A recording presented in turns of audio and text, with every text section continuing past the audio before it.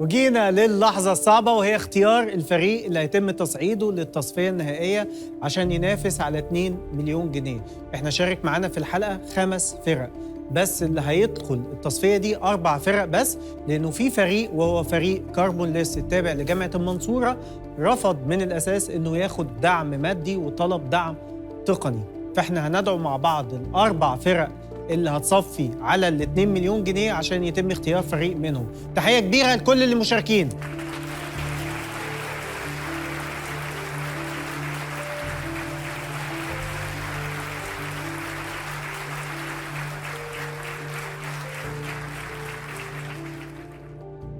دايما اللجنة بتفاجئنا، فهم قالوا لي دلوقتي ان انتم متفقين على مشروع واحد وهتقولوه بصوت واحد، صح؟ عندنا إجماع. إجماع. طب يلا درام رول. درام رول.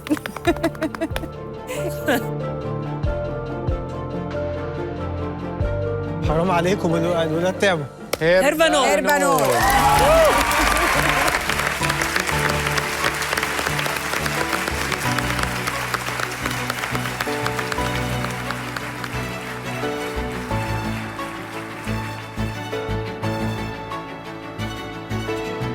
ان شاء الله فكرتنا يعني هتوصل، يعني مش في مصر بس، ان شاء الله توصل لكل العالم ونصدر لكل الدول المنتجات بتاعتنا.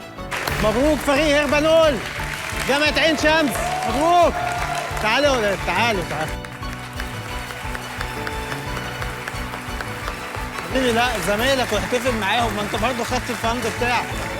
تحية كبيرة لكل الفرق اللي شاركت.